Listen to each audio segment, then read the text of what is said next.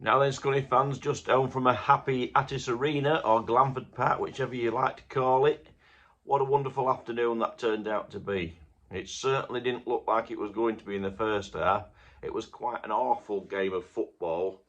It has to be said the conditions with the wind was pretty poor, and obviously in the first half the advantage was with Hereford, and you could see the amount of corners they were gaining because of the wind, while not creating masses of goal scoring opportunities. They were getting quite a bit of the ball in our half, and it looked shocking. I had a bit, I had a bit of a joke really with one of my friends, Dave Thomas, and when he came in, he wasn't optimistic because he'd seen only one magpie on its own. So I started thinking to myself, Jesus, one magpie, that's not a good sign. But as it turns out, after a fantastic second half performance, there must have been two magpies. One must have been hiding somewhere because it got good fortune in the end. Yeah, it was fantastic in front of 3,824 fans. A good attendance again for this level. 219 made the trip from Hereford. I wish them a safe journey home. Yeah, it was a game of two halves. Like I said, the first half was quite poor, down. There wasn't that quick passing. He made changes in the second half, bringing on Corbett and I can never say his name, McLinden, and the changes, and he brought Beeston on as well, and straight away, and obviously we had the wind in our favour then as well, which was a big help to us. We was creating chance after chance. It was unbelievable. And on 52 minutes, Callum Roberts broke into the box, made a great run into the box. Something I wish the team we did more often. He shook off his defender and he hit a low shot into the bottom corner. Fantastic goal.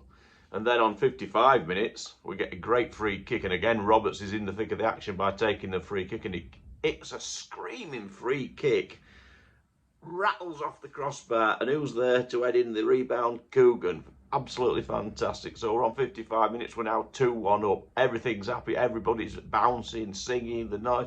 Because before that, the Scunthorpe fans have been very quiet. The Hereford fans had never shut up all game. They was really getting behind their team. And whether it's pressure and stress, I don't know. You felt it. But as soon as that second goal went in, the whole atmosphere changed. The ground was bouncing. Scunthorpe fans were in full voice.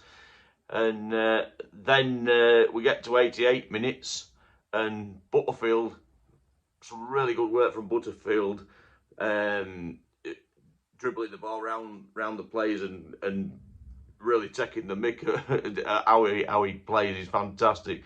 Gets the ball through to McLean. It was in acres of space, and he hits a low shot with his left foot into the bottom corner, and then of course it's 3-1. Absolutely fantastic. The whole ground's bouncing and singing, brilliant.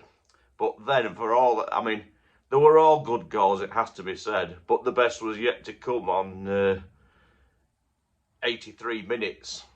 Alfie Beeston, who had come on, he picked the ball up well outside the box and let fly with a left-footed shot. And geez, what a screamer, went into the top corner. It nearly took the net off. It was absolutely brilliant. What a fantastic goal, and credit to that lad.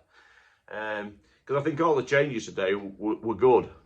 I mean, I'm a bit shocked as why you're not starting with that team. Maybe the reason is, and I talked about it with some of the other fans, it may well be that he's trying to save those players for those playoff games, hopefully. Admittedly, we've got to get to those games and hopefully get that home advantage, but if you're trying to leave some of your best players, make sure they don't pick any injuries up, it would make sense. So perhaps that's why he's not starting with that lineup.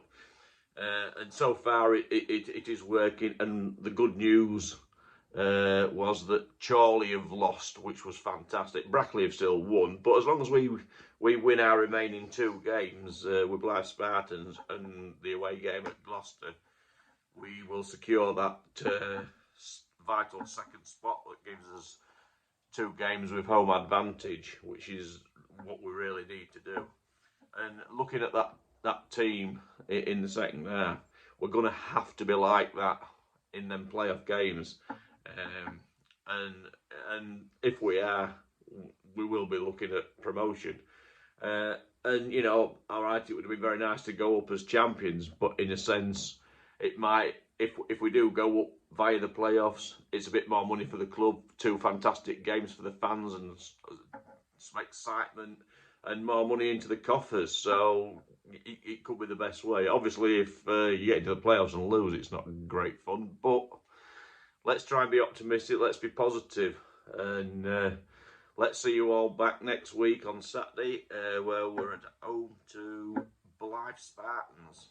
So yeah, and remember everybody, there's still open now. The Just Giving page is still open, and I am still selling raffle tickets, which will be drawn on next Friday on the 12th. So take care, everybody. See you next week. Up the iron.